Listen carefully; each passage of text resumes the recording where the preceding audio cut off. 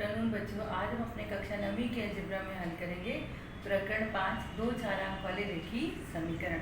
बच्चों, दो चारांक वाला रेखीय समीकरण, सबसे पहले दो चर अर्थात x और y। चर किसे कहते हैं? अंग्रेजी में a से लेकर z तक आने वाले सभी अक्षरों को और हिंदी में अ से ज्ञान तक आने वाले सभी अक्षरों को, जो भी अक्षर होते हैं उसे हम क्या कहते हैं? चर कहते हैं। तो दो चारांक वाला रेखीय समीकरण साधारण सरल भाषा में वह समीकरण जिसके अंतर्गत दो चरों का प्रयोग किया जाता है, ऐसे समीकरण को हम दो चारांक वाला रेखीय समीकरण कहते हैं। बच्चों, दो चारांक वाले रेखीय समीकरण में चर का घात एक होना चाहिए, एक से अधिक नहीं होना चाहिए। तो चलिए देखते हैं दो चारांक वाले रेखीय समीकरण। प्रकरण 5 दो चारांक वाले रेखीय समीकरण, वह समीकरण जिसमें दो चर हों वह उसका घात एक हो, ऐसे समीकरण को दो चर वाला रेखीय समीकरण कहते हैं। दो चर वाला रेखीय समीकरण कहते हैं।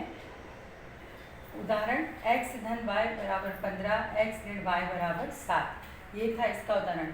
दो चर वाले रेखीय समीकरण का सामान्य स्वरूप ax धन by धन c बराबर 0 का होता है, जहाँ पर a, b, c वास्तविक संख्याएं होती हैं। बच्चों, यहाँ पे देखा इसका स्वरूप क्या है? ax धन by धन c बराबर 0 का होता है, जहाँ a, b, c क्या होती है? वास्तविक संख्याएं होती हैं। अब हम देखेंगे अपना युगपत समीकरण। बच्चों, तीसरा पॉइंट है युगपत समीकरण। जब दो चारांक वाले रेखीय समीकरण को लेकर उसका सामान्य हल ज्ञात करते हैं तो ऐसे समीकरण को युगपत समीकरण कहते हैं। इसका उदाहरण है x धन y बराबर 7, x ऋण y बराबर 2। जब हम इन दोनों रेखीय समीकरण को हल करेंगे, दो चारांक वाले रेखीय समीकरण को लेकर हल करेंगे, तो हमें एक मान x का मिलेगा और एक मान y का प्राप्त होगा। ऐसे ही समीकरण को हम क्या कहते हैं? युगपत समीकरण।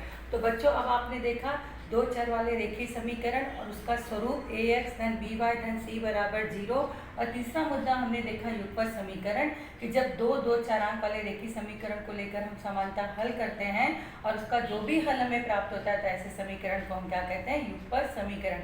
इसी के आधार पर हम हल करेंगे अपना प्रश्न संग्रह 5.1।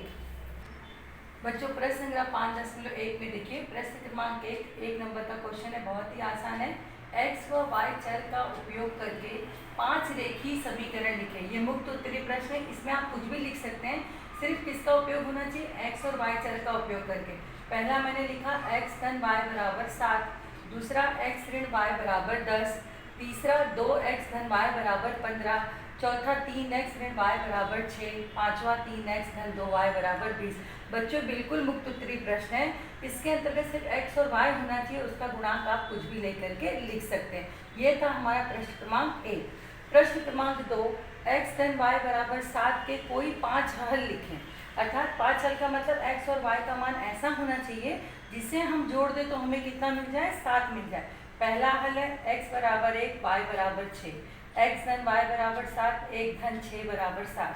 दूसरा x बराबर 2, y बराबर 5, x धन y बराबर 7, 2 धन 5 बराबर कितना हो गया? 7।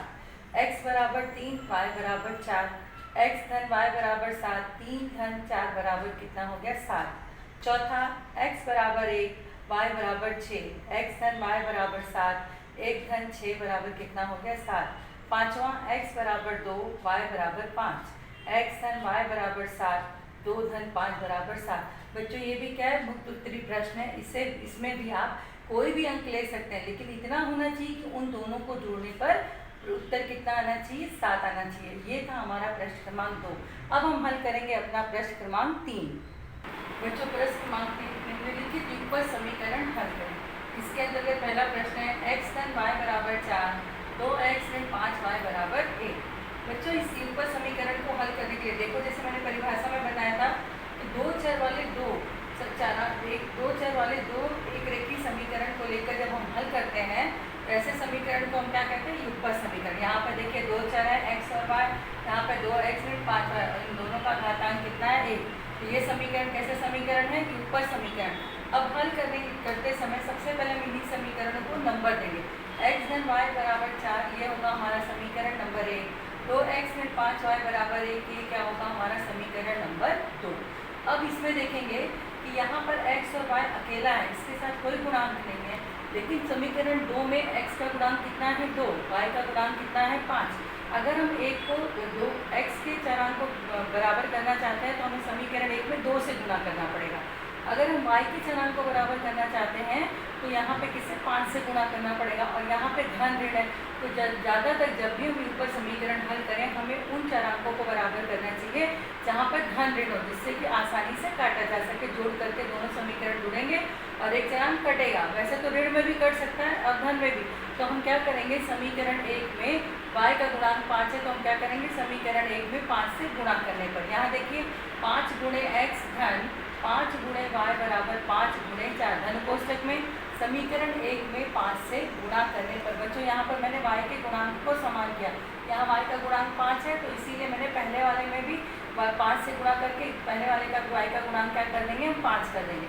ये कितना हो जाएगा, 5 गुणे x बराबर कितना हो गया 5x, 5 गुणे y बराबर 5y, 5 गुणे 4 कितना हो गया 20, 5x धन 5y बराबर 20। ये बन गया हमारा समीकरण नंबर 3। अब हम क्या करेंगे, समीकरण 2 तथा समीकरण 3 को जोड़ने पर 2x ऋण 5y बराबर 1, 5x धन 5y बराबर 20। धन कोष्टक में स्टेटमेंट देंगे, समीकरण 2 तथा 3 को जोड़ने पर धन करेंगे 2x ऋण 5y बराबर 1 धन 5x धन 5y बराबर 20, धन 5y ऋण 5y आपस में क्या हो जाएगा, कट जाएगा। 2x धन 5x जुड़ के कितना हो गया 7x, 1 में 20 जोड़ेंगे, 20 धन 1 कितना हो गया 21, 7x बराबर 21। इसीलिए x बराबर 21 बटे 7, 7 से 21 में भाग देंगे, 7 त्रिक 21, 7 एकम 7, 7 त्रिक 21, x बराबर 3। बच्चों x का मान हमें कितना मिल गया, 3 मिल गया। अब x के मान के आधार पर हम किसका मान ज्ञात करेंगे, y का मान ज्ञात करेंगे। इसीलिए x का मान सबसे छोटे समीकरण में रखेंगे। सबसे छोटा समीकरण क्या है, समीकरण 1 है, x धन y बराबर 4। x का मान समीकरण 1 में रखने पर x धन y बराबर 4, x की जगह पर 3 धन y बराबर 4, y बराबर 4, 3 को पक्षांतर किया ऋण 3y बराबर 1। हल समीकरण होगा x बराबर 3 और y बराबर 1। बच्चों एक बार फिर से समझ जाइए, यहाँ पर मैंने y के गुणांक को समान किया, इसलिए समीकरण 1 में 5 से गुणा किया। अगर आप चाहेंगे कि आपको x का गुणांक समान करना है तो आपको समीकरण 1 में 2 से गुणा करना पड़ेगा। यहाँ पर देखेंगे उतारते समय सबसे पहले जब हम हल लिखेंगे तो जो पहला समीकरण होगा उसे हमें 1 नंबर देंगे, दूसरे समीकरण को हम 2 नंबर देंगे।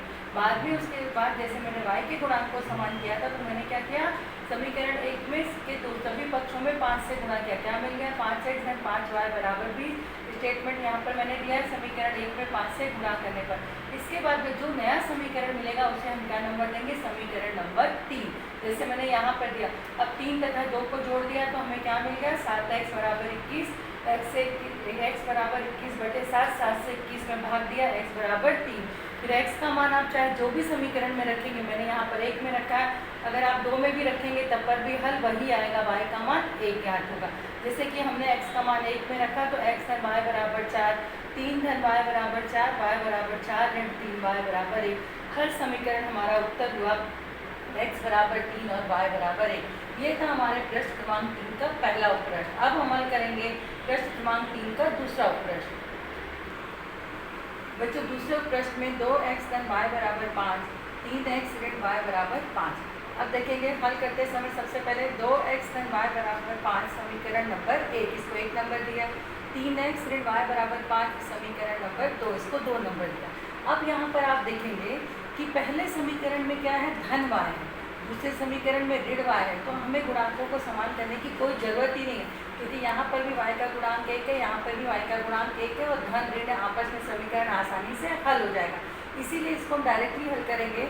2x धन y बराबर 5, 3x ऋण y बराबर 5 समीकरण 1 तथा 2 को जोड़ने पर बच्चों इस तरह का समीकरण रहेगा, डायरेक्ट जोड़ देंगे।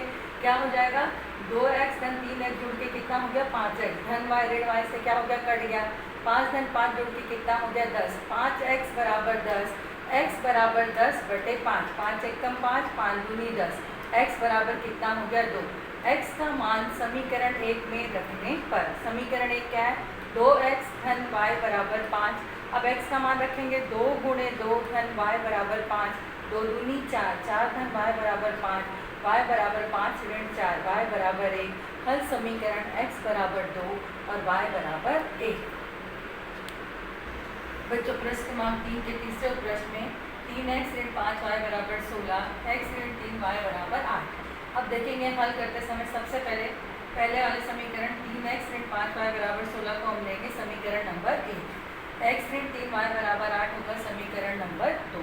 अब बच्चों देखेंगे यहाँ पर इस सवाल को हल करने के पहले सबसे पहले हम यहाँ पे देखेंगे पहले समीकरण में x का गुणांक कितना दिया गया 3, दूसरे समीकरण में x के आगे कोई संख्या नहीं लिखी गई।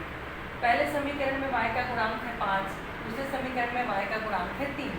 तो आसान क्या होगा, हम x के गुणांक को समान करेंगे। इसके लिए हमें क्या करना होगा, समीकरण 2 के सभी पक्षों में 3 से गुणा करने पर। तो देखिए 3 गुणे x ऋण 3 गुणे 3y बराबर 3 गुणे 8, समीकरण 2 में 3 से गुणा करने पर अब क्या हो जाएगा 3x ऋण 3 का 9y 3 8 24, समीकरण नंबर 3। अब आप देखेंगे कि यहाँ पे 3 और इसे हम क्या नाम देंगे, समीकरण नंबर 3 बनेगा, नया समीकरण 3 हो जाए। समीकरण 3 से समीकरण 1 को क्या करेंगे, घटा देंगे। 3x ऋण 9y बराबर 24 ऋण 3x ऋण 5y बराबर 16, समीकरण 3 से समीकरण 4 को घटाने पर बच्चों घटाने में चिन्ह परिवर्तित हो जाता है, धन धन ऋण ऋण ऋण धन धन धन ऋण। अब ये क्या होगा, ये धन 3 है, ये धन 3 है, ऋण 3 आपस में कट गया। ऋण 9y में से धन 5y गया, जो नीचे के चिन्ह रहते हैं हमेशा नीचे वाली संख्या को जाते हैं। ये जो धन है किसको जाएगा, 5 को जाएगा, तो धन 5y हो गया। ऋण 9y में से धन 5y को घटा देंगे, कितना बचेगा, ऋण 4y। धन 24 में से ऋण 16 घटेगा, कितना बचेगा, 8। इसीलिए ऋण 4y बराबर 8, इसीलिए y बराबर 8 बटे ऋण 4, 4 से 8 में ऋण 4 से 8 में भाग देंगे, 4 एकम 4, 4 दूनी 8, ऋण 2, y बराबर कितना हो गया, ऋण 2।